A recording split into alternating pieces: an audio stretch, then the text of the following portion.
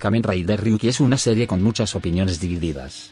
Para muchos es una de las mejores series de la franquicia y aquella que la salvó de un posible estancamiento, y para otros es un show sobrevalorado que usa sus elementos innovadores de manera lamentable. Yo me encuentro en un punto medio. Si bien Ryuki falla en varios elementos importantes, hubieron aspectos del show que me gustaron, más de lo que esperaba. La serie gira en torno a la Guerra Raider, un conflicto donde múltiples personas deberán hacer contratos con los monstruos que habitan detrás de los espejos para pelear entre sí, y donde el ganador obtendrá la capacidad de cumplir su mayor deseo. Durante la serie seguiremos a Shinji Kido, un periodista novato que ha sellado un contrato con el monstruo Drag Raider, uniéndose a la guerra como Kamen Rider Ryuki, relacionándose con Yui Kanzaki, la hermana de Shiro Kanzaki, la mente detrás de la guerra. A medida que el conflicto avanza, veremos cómo Shinji trata de detener el conflicto mientras conoce a otros Riders que pelean por sus propios deseos. El show tiene muy buenas ideas. Explotaron el concepto innovador de la serie anterior, el de tener varios Riders, teniendo para ese momento una variedad grande de Kamen Riders durante el show. Sin embargo, muchos de los mismos tardan mucho en aparecer e incluso desperdician posibles peleas entre Riders para darnos peleas con monstruos genéricos y poco interesantes. Aún así, el show nos da buenas peleas entre Riders, con buenas coreografías y un buen manejo del gimmick. Aún así, el mayor problema de esta serie es su historia.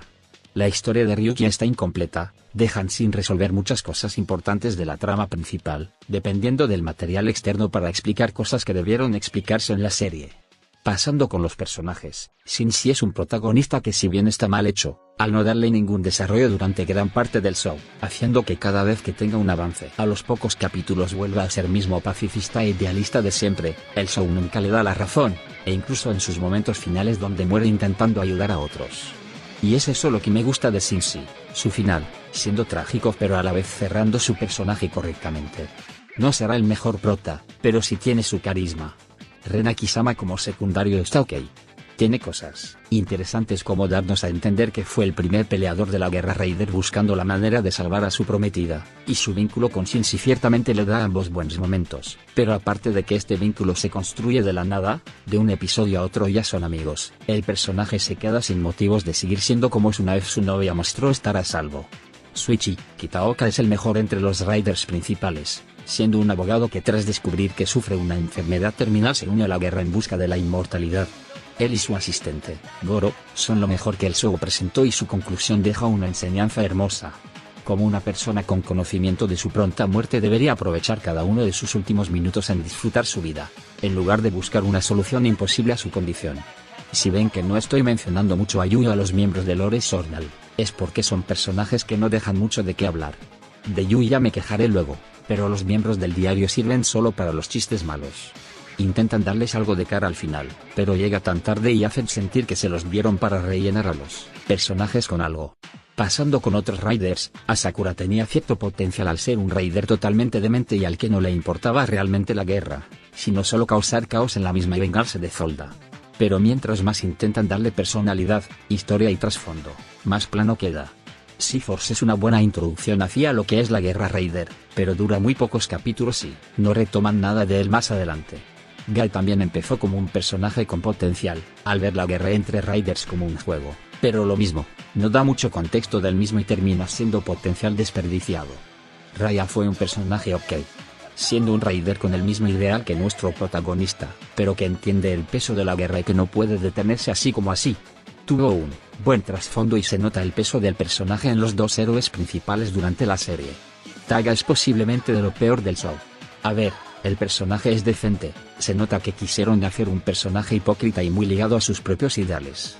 Pero su final es pésimo, intentando revivir al personaje de la nada. ¿En serio pensaron que nos encariñaríamos con un tipo que mató a todos sus amigos e igual se creía el héroe? Los alternativos no están mal tampoco. El primero sí es medio aburrido, pero el segundo logra sostenerse con esa trama de hipocresía que carga. Aunque concuerdo con todo el mundo que lo de la memoria fotográfica es estúpido. Impere logró en 4 episodios lo que muchos no lograron en más, teniendo en este tiempo un arco lo suficientemente bien trabajado para que puedas apreciar al personaje por su historia y personalidad. Mis aplausos para la cabra. Y para cerrar con los personajes, Shiro Kanzaki es el peor villano de todo Kamen Rider. No tanto por su personalidad, sino por cómo es desarrollado en la historia, lo cual no pasa. No te explican nada de él, ni de su hermana, ni cómo creó el Raider System. Nada. Es simplemente y llanamente decepcionante y un desperdicio de tiempo si buscas un personaje mínimamente relevante o interesante. Ryuki tiene peleas buenas cuando hablamos de combates entre raiders, y aburridas cuando hablamos de peleas contra monstruos la mayoría del tiempo. A veces estas pueden ser interesantes por cómo los héroes tienen que ingeniárselas para vencer un monstruo, pero poco más. Esta serie fue la primera en incluir cartas como gimmick en la franquicia. Y la verdad es también. Me hubiese encantado ver más cartas que alteran el entorno o con poderes especiales, ya que la mayoría son solo armas, pero creo que con las que tuvimos está bien. Y el OST de la serie es magnífico. No solo tiene buenas inserts y un gran opening, sino que la banda sonora es maravillosa, intrigante y sobre todo buena para las peleas. Para resumir, Ryuki me sorprendió. Yo esperaba encontrarme con un bodrio inmirable o aburrido.